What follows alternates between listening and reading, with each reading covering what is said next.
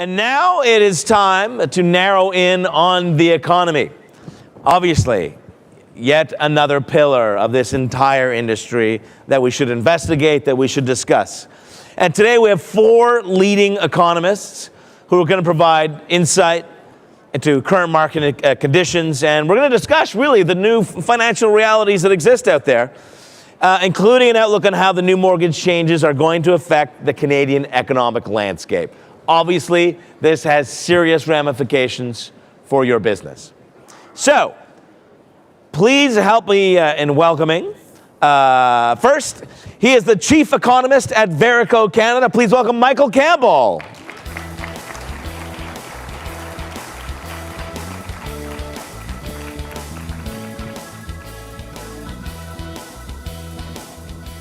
Welcome, Michael. Thanks very much. How are you? Good, thanks. Please sit down.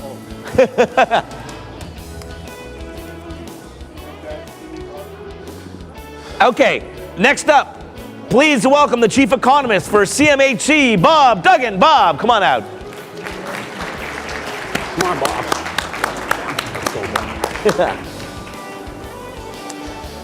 Hello. Howdy, Bob.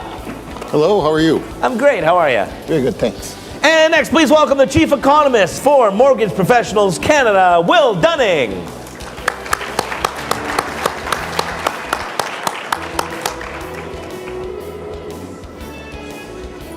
Welcome, Will. Thank you. And finally, our next panelist is the chief economist at ATB Financial. Please welcome Todd Hirsch.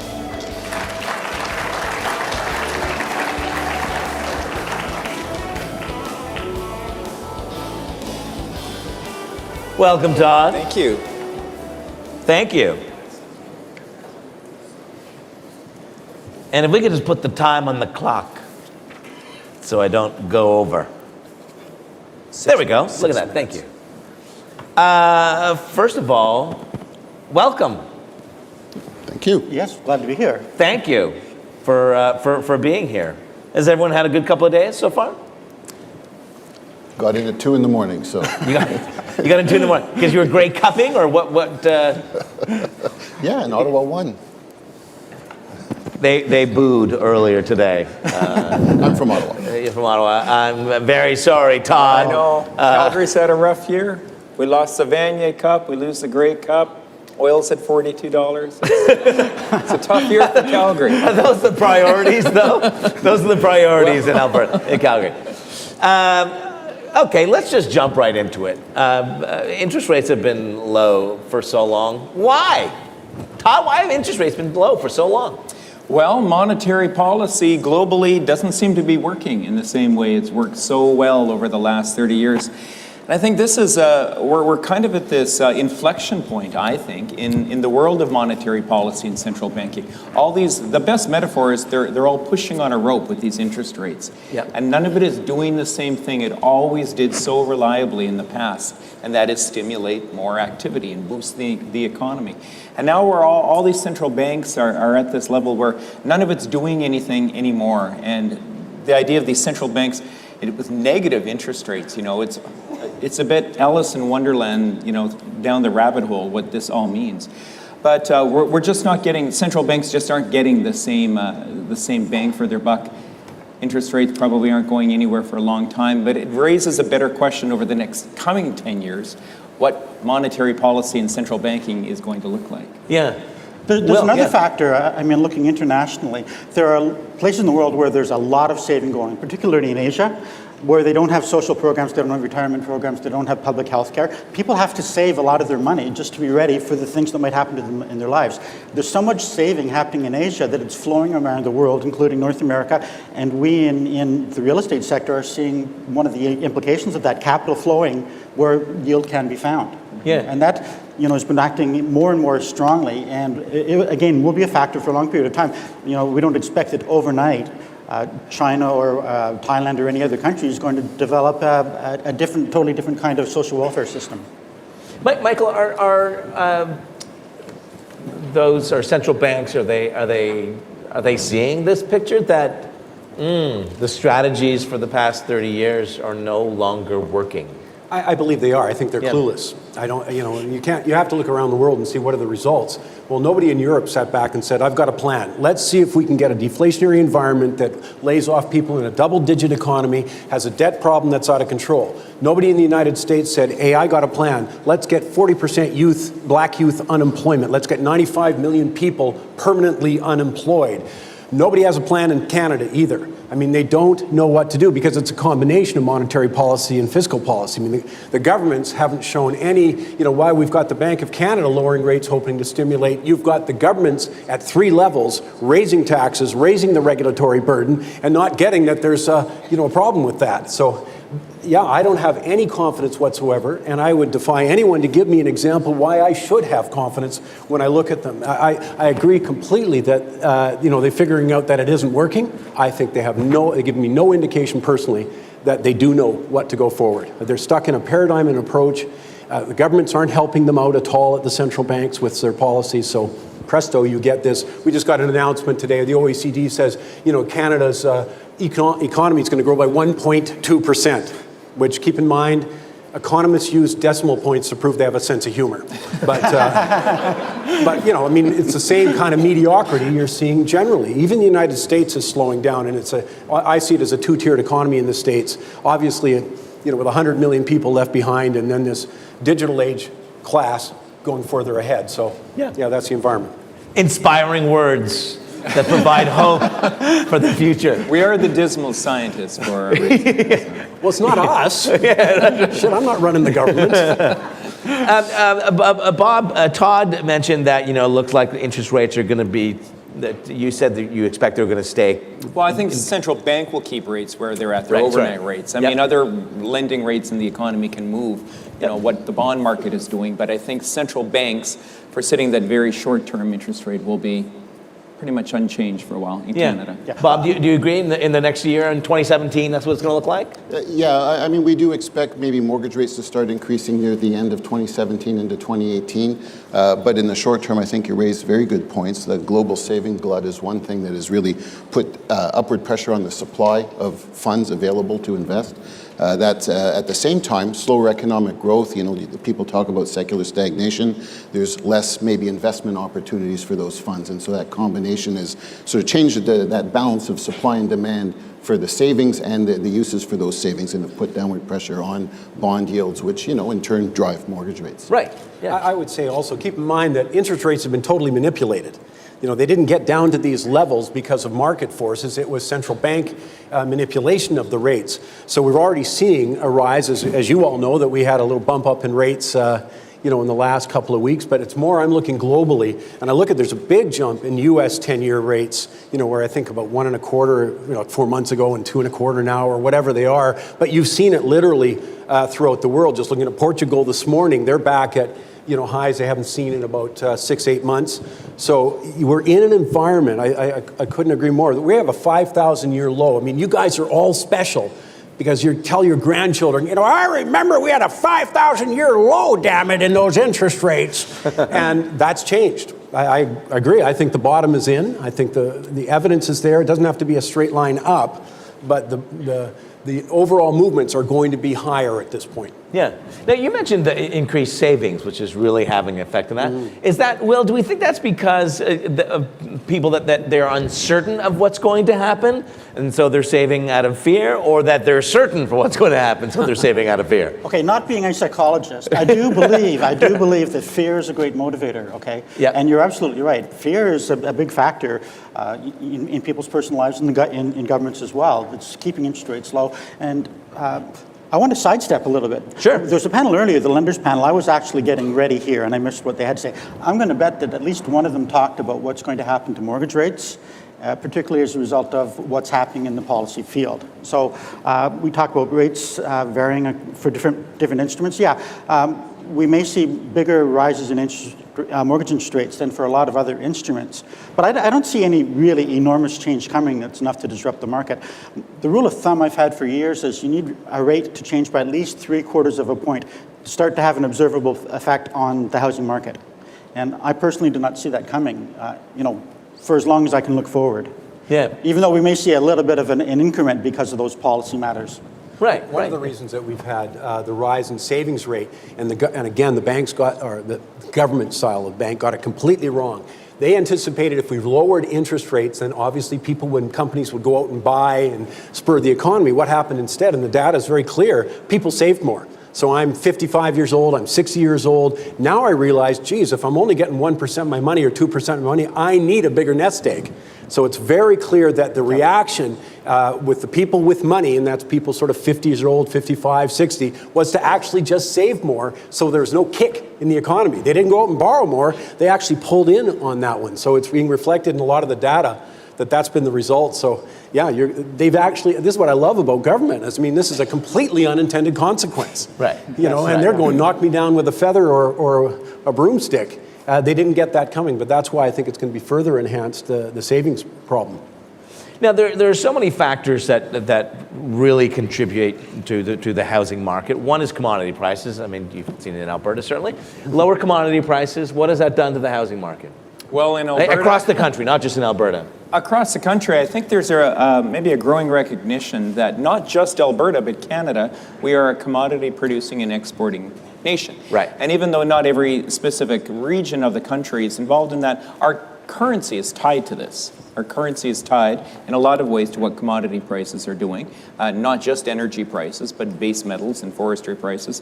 And I think with those movements in commodity prices, with the softer Canadian dollar, you know, Canadians, we are less well off with a lower dollar. There's benefits to a lower dollar, for sure, economic benefits. Yeah. But wealth-wise, we are poorer than we were, 4 years ago when the dollar traded closer to par.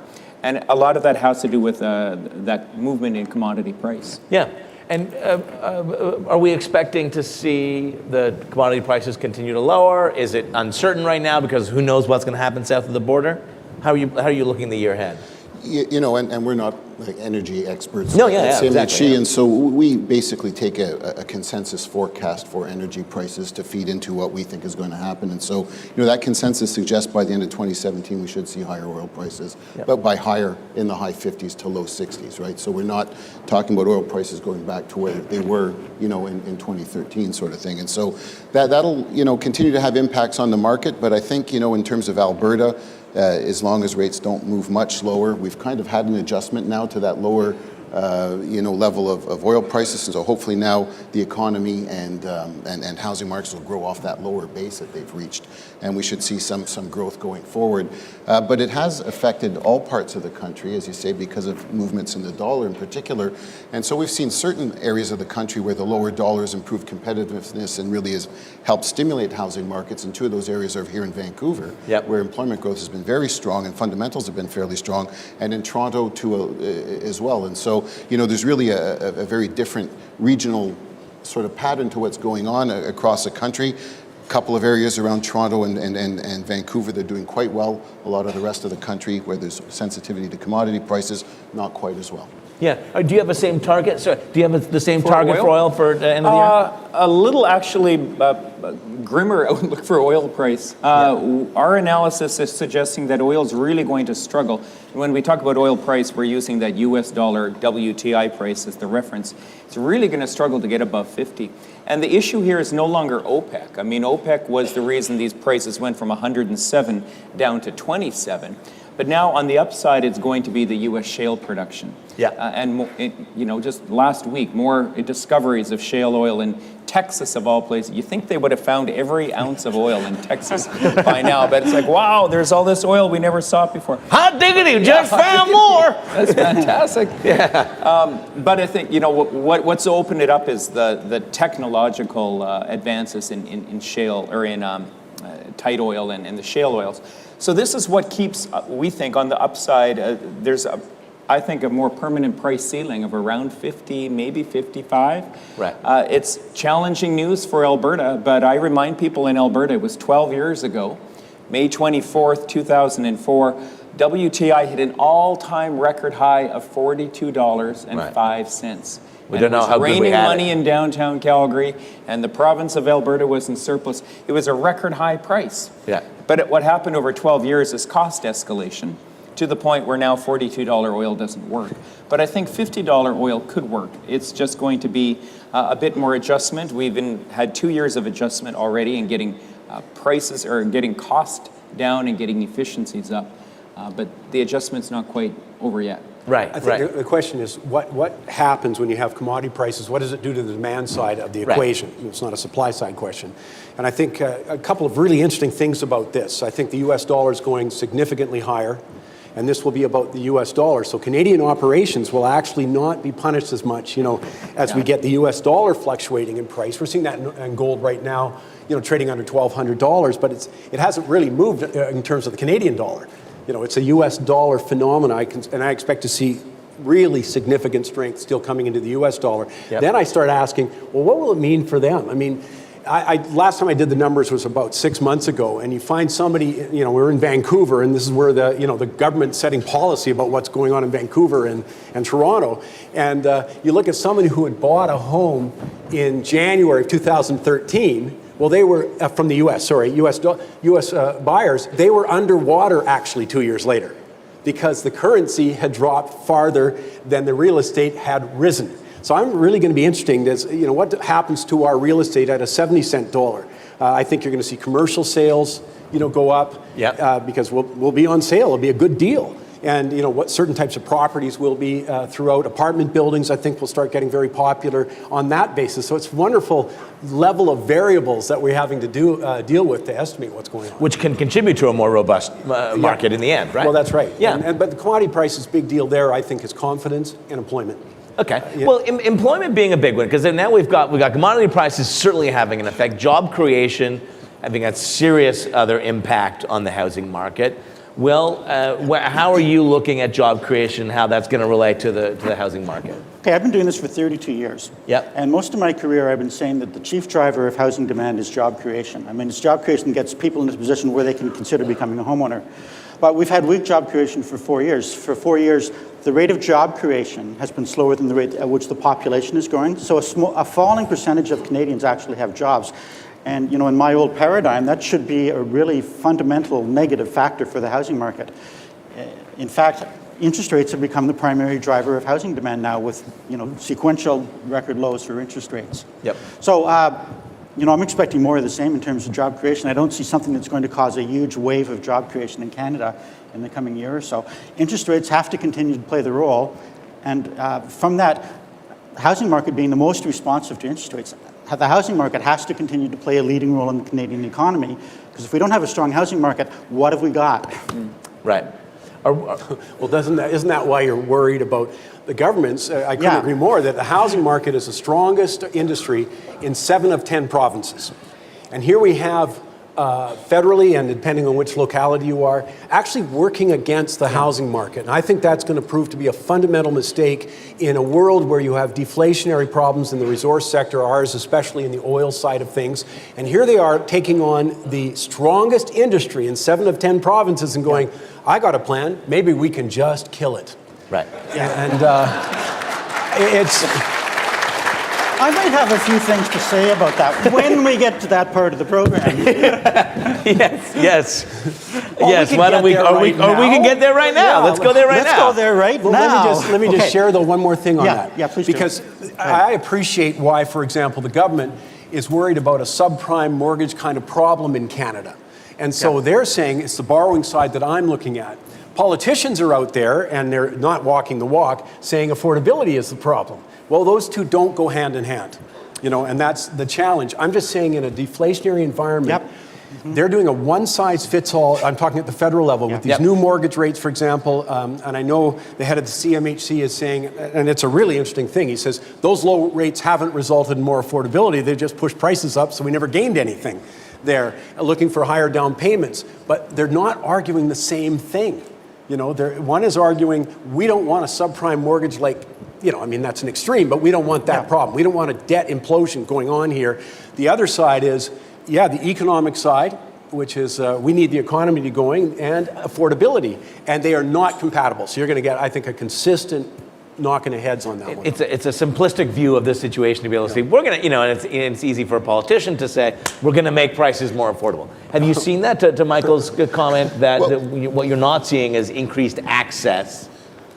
So, I think it's not, there's affordability, but there's also sort of the vulnerabilities of high household debt. Yep. And so, one of the things, for example, the qualifying rate being made at the posted 5-year mortgage rate for people with 5-year fixed rate mortgages. So this rule's been in place for a while for folks with shorter fixed rate mortgages and variable rate mortgages, having to qualify at the 5-year posted mortgage rate. Yep. This extra 2 percentage point buffer now that's being applied to probably the most common mortgage term in Canada just brings out a sort of a measure of prudence in underwriting that's hopefully will help keep stability in the housing market as well. And so one thing that we worry about is instability. So if people get over leveraged and that becomes a vulnerability, that when there is some sort of an economic shock that comes along, that vulnerability can make that shock worse. Can I just ask you though, Sure. like in Vancouver at least, in Toronto, you have two markets. You have the whole question of affordability, entry level. I have a son who just bought an apartment here in Vancouver. He was not looking, if you know the neighborhoods, he's not looking in Shaughnessy. He's not looking at Point Grey Road. He's not looking at Forest Hills in Toronto. And so we created, I think, two markets. And I don't think it's a mortgage vulnerability at the upside. That's cash moving out of, it was very clear to me at least, it's money moving for safety from Ukraine, from China, from Iran. I don't think that's vulnerable at all, no matter what happens in the mortgage market, because it wasn't mortgage money. They were looking to get money out of their country for a variety of reasons, and it's there. So you're talking about the sort of entry to the mid-level where mortgage rates have a big impact. And so I'm Yeah, and I think to your point, the mortgage insurance being capped at $1 million and doesn't really do much to stop some of this foreign money that's coming in at the high end of the market.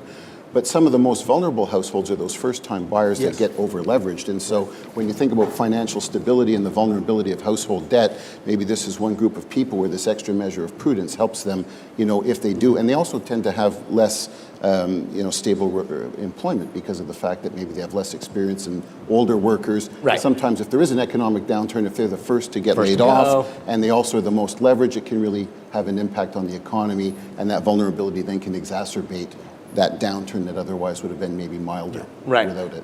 I love that first statement, though. I don't know that there's now a more prouder statement that a parent can make than, my son just bought a place in Vancouver. And everyone's like, well, look who's doing well. Your son, he's moved out of the basement. my son just happened to choose good parents. That's all that happened. Will, you said I want to jump in on this. Okay. What do you got? Okay, I brought a page of notes because if I didn't have a page of notes, I'd talk for 2.5 hours on this, okay? And you don't want me to do that. So I'm going to stick to the page with one point at the top. Okay. There's an expectation that housing market activity is going to be reduced, and the number out there is 8%, okay? And So market's going to decrease by 8%. Yeah, well, that's the expectation. But I think that's the first round. I think just the impact in the first-time buyer market is 8%. And you can probably double or triple that when you start talking about the spin-off effects. So I can't sell my house to a first-time buyer, so I cannot move up, so I'm out of the market as well. So there's 2 or even 3 out of because of that process. So we go from an 8% to 16 or even 20% impact. That's massive for the housing market, okay? And I think it's pretty much guaranteed to bring price reductions in a lot of places, okay? And, one gets the sense that the government actually would not be uncomfortable with price reductions in the housing market. And maybe that's actually part of the intention, is to reduce house prices because of a belief that will improve affordability. Right. Okay, this is where I go to my notes. Okay. So Mr. Siddall, your boss, made a very interesting speech. I think it was on the 18th of November. And he began it with quoting from this book, which I happened to read over the weekend. Apparently this is a very popular book in certain circles in Ottawa. What is the book? The Bible. House of Debt. It's the Bible of mortgage insurance reform. It's called House of Debt, okay? And the first 70 pages are dreadful. Do not read them. But after 70 pages, it got really interesting to a really geeky guy, okay? Any geek out there, skip 70 pages and read the rest, okay? That's my promise to you, okay?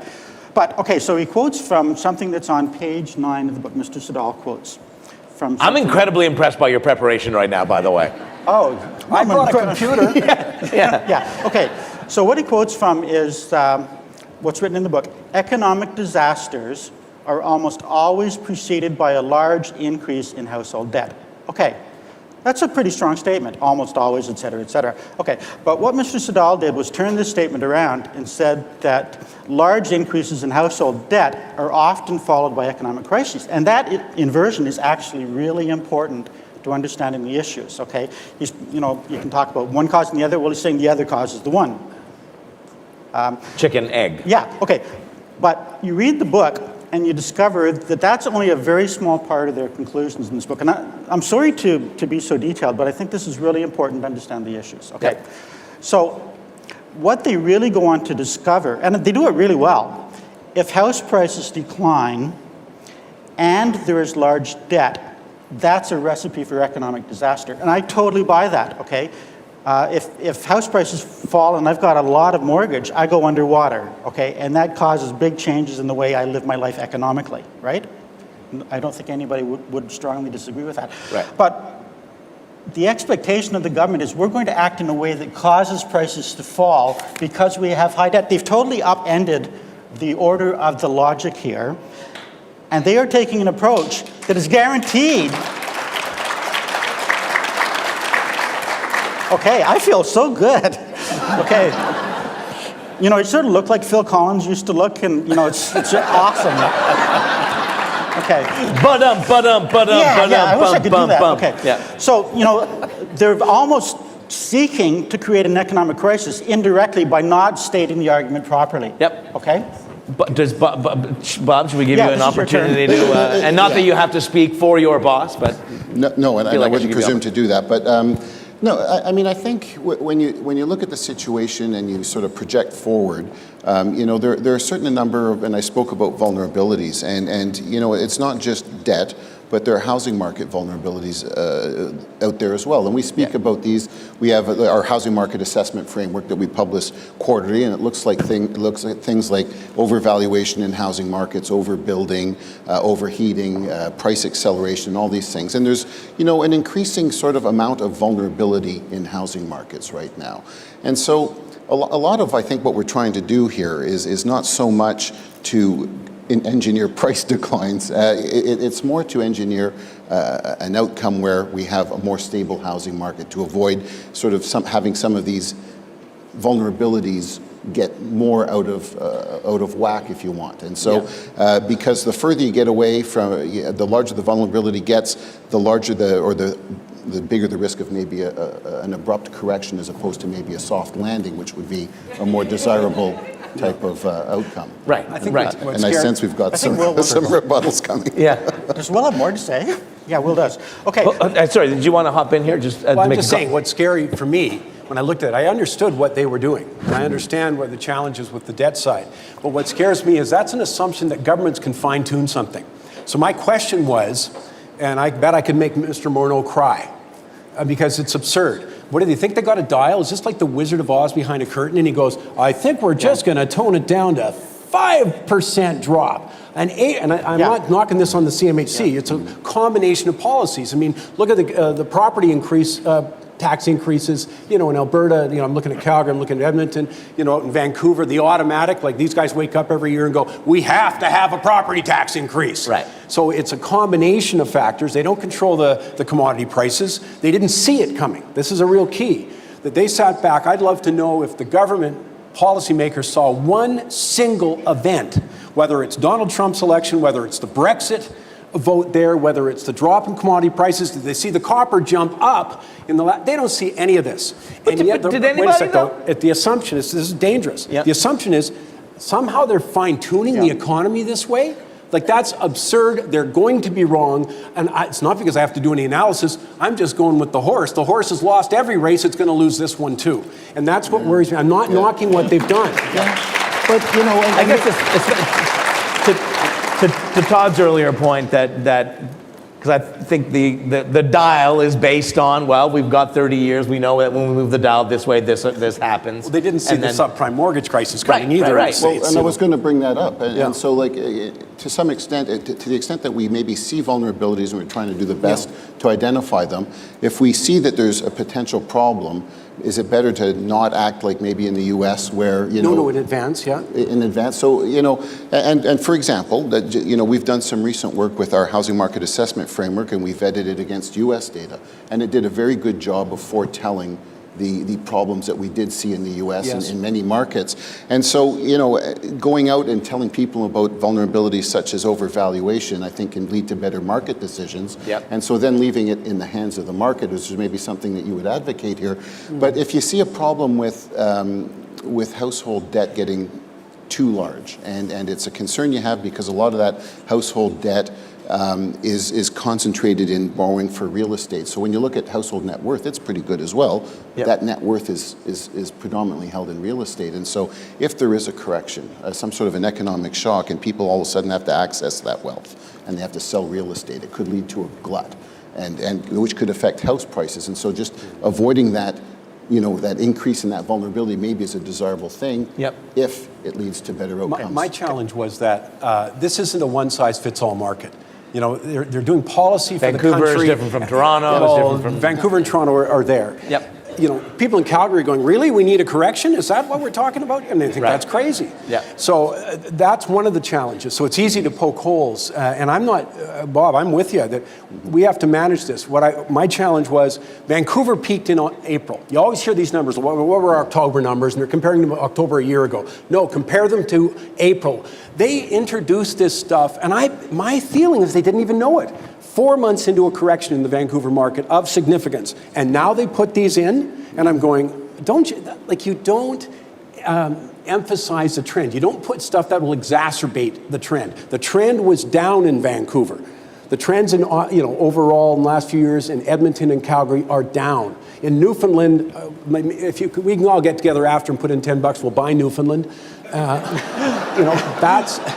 So it's a very difficult Mark thing from here. St. John's is here somewhere there. Well, he knows what I'm talking about. Mark, I got 100 in my pocket. Let's go buy the city. But so I'm just saying this is more an explanation of how challenging this is. Okay. Go ahead. Okay. So, this book that I didn't think was wonderful and then I thought was wonderful, they go on, the argument goes on, and they say that, what causes house prices to fall or what causes an economic crisis. What mostly causes an economic crisis is if house prices fall, okay? What causes house prices to fall? You know the answer. It's bad lending, right? People get mortgages that they cannot repay is the primary cause of house prices to fall. So where is the evidence, Mr. Government, that we have bad lending on a massive basis in Canada like they had in the States? Okay. There is none. So, okay, that's enough adulation, okay, for now. But save it for later, because I need it, okay. Mr. Government, show me your evidence that there is massive bad lending in Canada. Mr. Government, why are you not answering my question? They're not answering the questions, and they are not responding to, the criticisms that are coming. The response to the criticisms are coming, quote, from Mr. Siddall's speech is, do not ask a barber if you need a haircut. We are not barbers. We are professionals who have a good handle on the marketplace, who are pointing valid concerns to you. We're not saying, get a haircut. We're saying, you have blah, blah, blah, blah, blah problems with your policy. That deserves a response, okay? The response is not forthcoming. To say that I don't care about your opinion because you're biased, I'm a little bit offended by that. Thank you. Yeah. And by the way, Will, I enjoyed your third album. Okay. Okay, if you know Peter Gabriel, I've actually got the belly of Peter Gabriel. I'm half of Genesis right here.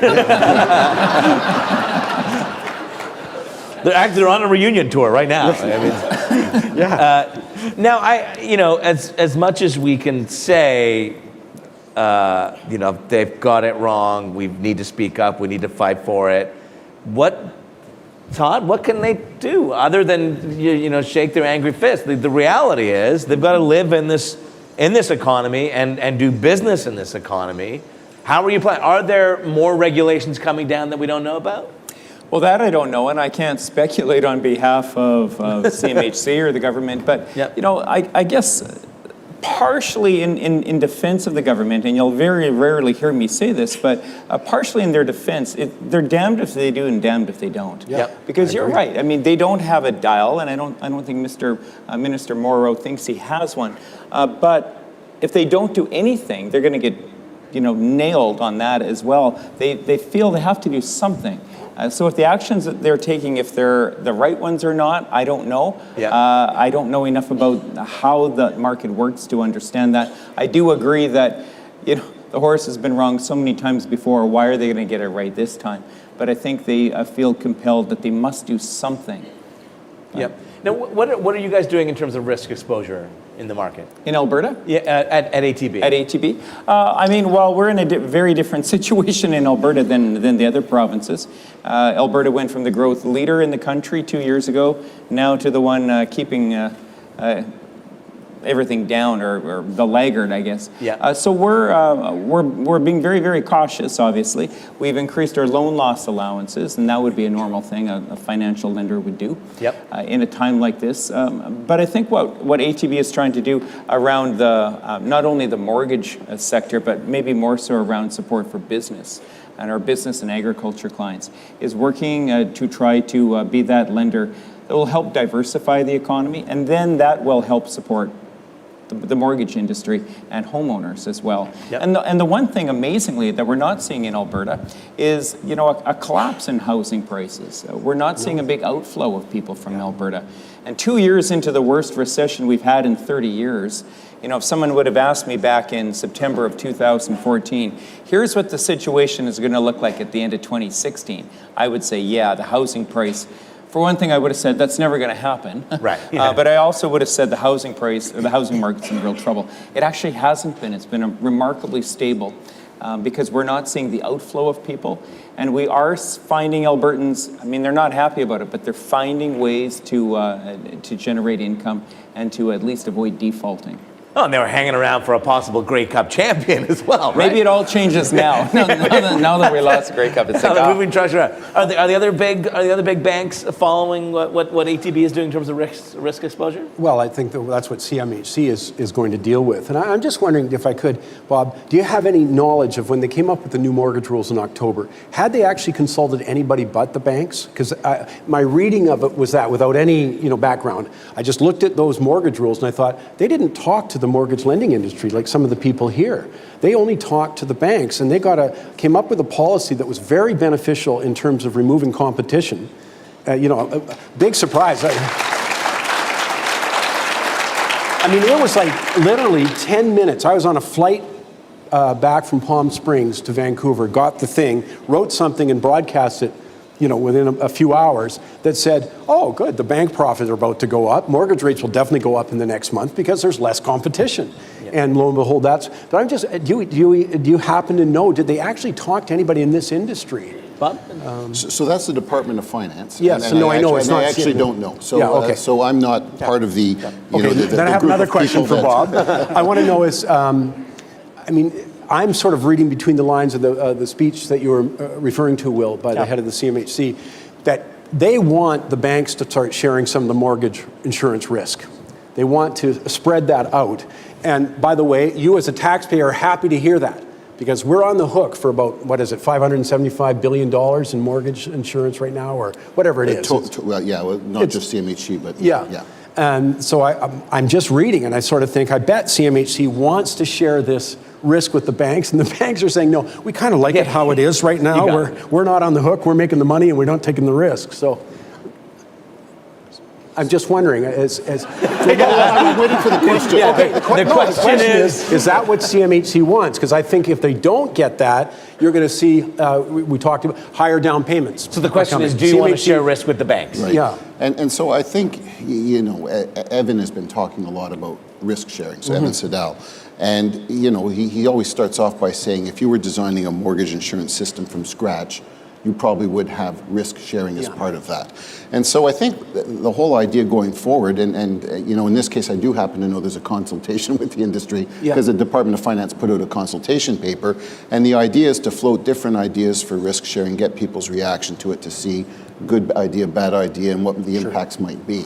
And so, I mean, the whole idea here again, and I've talked a couple times in my remarks about market stability, but I think that's one of the key objectives here is just sort of getting at stability. And when you share risk and, lenders have more skin in the game, that maybe leads to an alignment of, incentives between the mortgage insurer, the lender, and if everyone's got the same incentives, maybe, there's no moral hazard in the system or less moral hazard. Removes and hopefully, bias. and hopefully leads to better incomes that are more consistent with, financial market and housing market stability. Now, we don't have the conclusions yet. I mean, there's obvious potential costs, and I think there's no secret that it could lead to higher mortgage rates for some folks.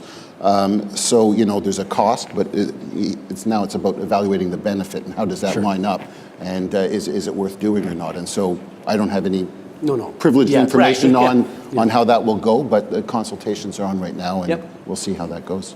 A couple of quick things. The foreign buyers tax in Vancouver, well, what effect has that had on the market, and do we think others are going to follow suit? Well, I think it's still fairly early days, but the early evidence is very discouraging. I mean, there's been a very large decrease in activity. And, these things tend to snowball. I like to use an avalanche metaphor in terms of when something slows down, it doesn't slow down for a little time, it slows down for a long time. Yeah. So I think the effects in Vancouver are going to stretch out over the next year and a half to 2 years, even from now.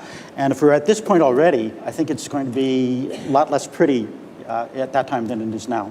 And because of that, do we think that Toronto's not going to follow suit in a completely different market? But no, I mean, I think the federal government, to its credit, has tried to step into that space by saying, we're going to use tax law to make sure that this happens on at least a more fair basis. Yeah. And I think that's, I actually, I really salute that measure. And not understanding tax law myself, but I think in general that's an excellent box for them to open up.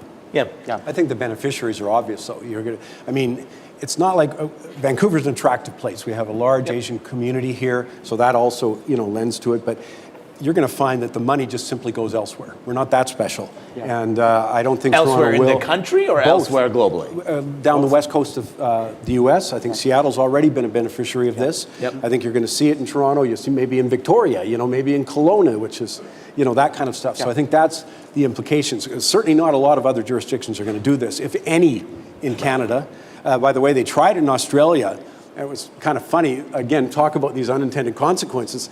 So they put a foreign buyer's kind of restriction for existing real estate, but you could buy new buildings, or new stuff that was coming on. They found a 44% increase the next year in foreign ownership. Wow, right. I mean, you just can't control all of these things. There's lots of ways to get around it in Vancouver.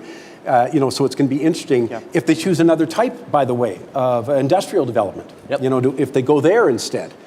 So the money just moves. Now, so excuse me. Based on all of that, what's I think most important for this room, because we've talked, job creation, we've talked commodity prices, we've talked risk exposure, we've talked monetary policy or public policy. What's it look like? Just quick snapshot over the next 12 months for their lives. What's the housing market look like next 12 months? Todd, we'll start with you. Well, I guess it depends which market you do want to talk about, obviously. I'll talk about Alberta, and I'll let the other panelists talk about Vancouver, maybe in Toronto. Alberta, I think we will see some stability. I think our economy in Alberta will stabilize in 2017. What will remain elevated is the unemployment rate and the jobless rate. That will make the province still feel like a discouraging place for job seekers. But I'm really not seeing too much more real negative hit on the housing market. Calgary has been hit harder by this downturn than Edmonton, and I think both cities will essentially stabilize. There might be a little bit more on the downside, at least in Calgary in 2017, but overall more stable than collapsing. Right. Okay, I begin by saying that in my journey as an economist, I've learned one thing, which is that I am always wrong, okay? I've never been right about anything. Sometimes I'm wrong a little bit, sometimes I'm wrong a whole lot. Up until October 3rd, I was feeling pretty good about 2017. Okay, I thought it was not going to be maybe as strong as 2016, but still a pretty respectable year. And I am no longer confident about 2017 being a good year. And I think what happened on November 8th does not add to my level of confidence. It makes me a lot less confident about what the world is going to look like in 2017. I hope I'm wrong on being too pessimistic here. And I hope the government is right in thinking that it can dial reasonably accurately. Yep. I'm not going to try to go away and leave you with a positive frame of mind about the market for next year. It's not me, for one thing. But I can't see a reason to do that. Across the board, across the entire country, or are there regions do you think? Yeah, I think across the entire country. I mean, one market is not going to be really badly affected by the policy change, and that's the market where the issue is supply, not demand. Right. Okay, that's where I come from, Toronto. I think most of the country is teetering pretty close to the edge of being pretty weak, and I think they could get pushed closer or even over that edge of going into decline as a marketplace. Yep. Bob? Sorry. So we have a forecast that things are going to slow down, so lower starts, lower sales, but maybe the key being there'll be less polarization in 2017, 2018 than we saw last year. And so, there's been some polarization in the sense that we saw very strong markets in Vancouver and Toronto, weaker markets where commodity prices have been a real impact. I would agree that we think we're going to see some stability in Alberta and maybe some growth in 2018. But, in 2017, less strong activity in places like BC and Ontario with more modest price growth. So we see a more even keel than we've seen in the past in our forecast. I want to prove I have a sense of humor. So we're going to look at 2.7. I mean, economists always throw out these small numbers because you're never going to remember them. They only remember if it's a big move. Right. I mean, so if I say housing prices are dropping 67%, then you'll remember that. But, it's always going to be some sort of small variation what's going on here. And then I really like the point, Will, you're making about you have to look at the supply side of this equation also. So in Vancouver, you've seen a reduction in immigration, international immigration. You've seen pretty solid in-migration. Easier to go long-term. They're looking for about 1.2 million more people here in the next 25 years. They don't have anything on the board at all that would cover even maybe 30% of that in terms of new housing. So it's easier, predict on that scale. If you're asking me though, are commodity prices going to have some sort of dramatic increase? No, because the U.S. dollar is going to get stronger than commodities, I think, in the next year. I agree. Oil sort of makes a low here in the next little while here, and then it's got a new trading range. It's no longer 100, 28. It's now 20, 30 on the low, and whatever. I agree, 50, 55 on the high. So none of those factors. So it's really going to depend on which marketplace you're in, and most of Canada is going to be slow.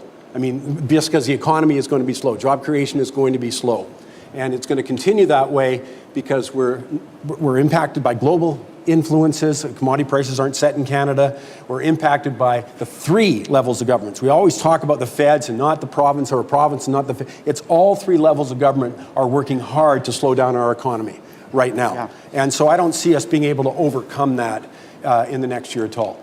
I guess to link the two panels together, right? I mean, if we I have no interest in that other panel. You guys want to link with those guys? No. No, I meant the broker panel.